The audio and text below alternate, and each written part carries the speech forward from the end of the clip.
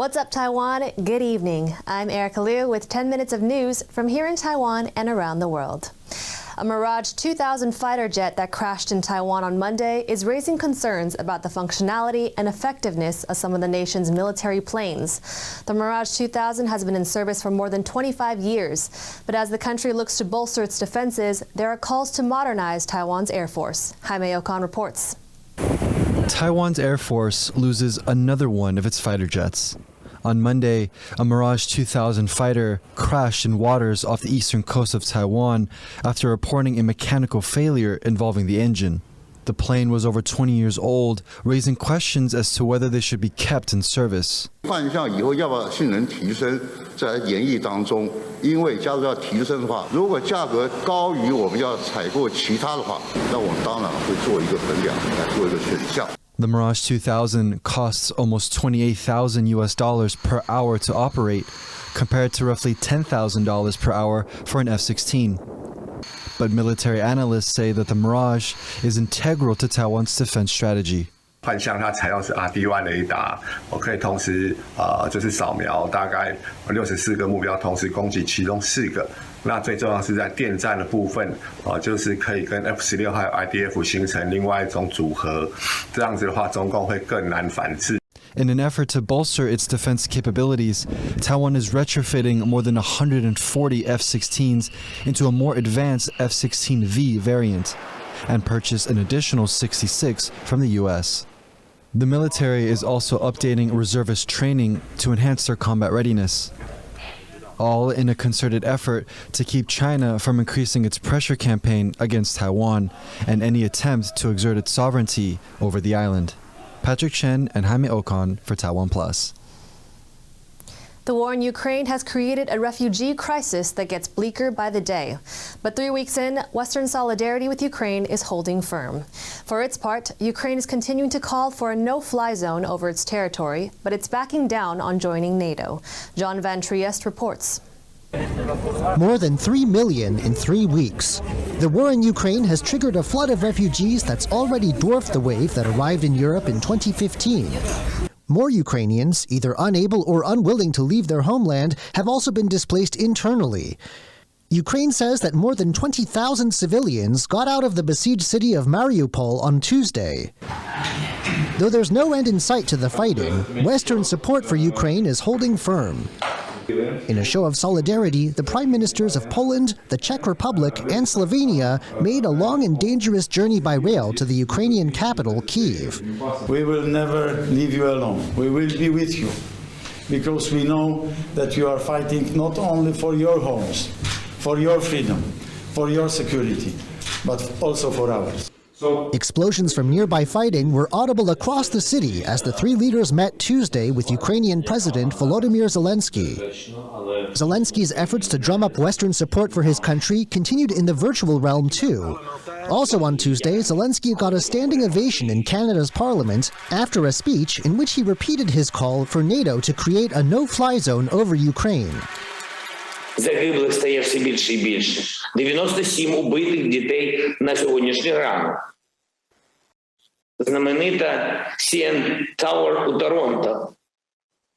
Скільки російських ракет вистрілить, щоб її зруйнувати? He's set to address the U.S. Congress late Wednesday, too. While his calls for a no-fly zone continue, Zelensky has changed tack on another issue. He says that he'll no longer push for Ukraine to join NATO. This shift undermines one of Russia's justifications for its invasion and may be aimed at furthering peace talks. Alex Chen and John Van Trieste for TaiwanPlus. South Korea's military says North Korea appears to have conducted a failed missile test. According to the South Korean Joint Chiefs of Staff, the unidentified projectile was fired from an area around Pyongyang's international airport on Wednesday morning and failed soon after it was launched. The projectile originated from the same area as 2 other recent launches. Japanese media say the object may have been a ballistic missile, citing Japan's defense ministry. Japan and the United States began 3 weeks of joint military exercises on Tuesday. The drills, which are taking place near Mount Fuji, aim to improve cooperation between the two allies.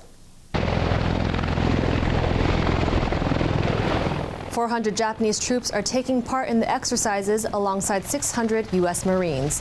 The drills are being held amid Russia's invasion of Ukraine and rising concerns of a potential threat from China. Japan has set about revising its national defense strategies in recent years and is working more closely with Washington on regional security. Taiwan has a plan for a net zero future. The National Development Council is set to release the roadmap by the end of March. President Tsai Ing-wen has pledged to help Taiwan reach that goal by 2050. She made the commitment last year on Earth Day. Over 120 countries have joined in that pledge in a bid to combat global warming. The authors of Taiwan's roadmap say it will also include new proposals to reduce greenhouse gas emissions, such as investing in renewable energy. Dozens of people were sent plummeting backwards when an escalator malfunctioned at a Taipei metro station. The escalator suddenly lost speed and changed direction.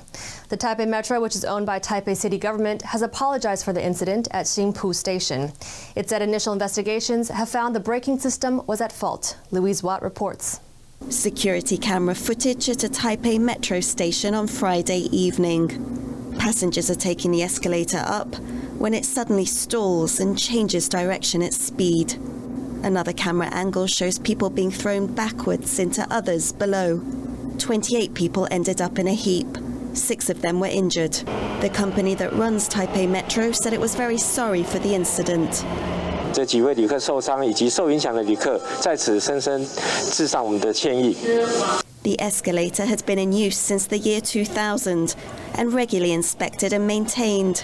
Taipei Metro engineers have found a problem with the braking system. 这个齿盘有异常，往外拖出，失去动力以外，马达此时要做这个刹车的动作，从这边刹车是无效的，因为它继续打滑。 But that has raised more questions about why the escalator malfunctioned when its monthly maintenance had been carried out just 4 days earlier.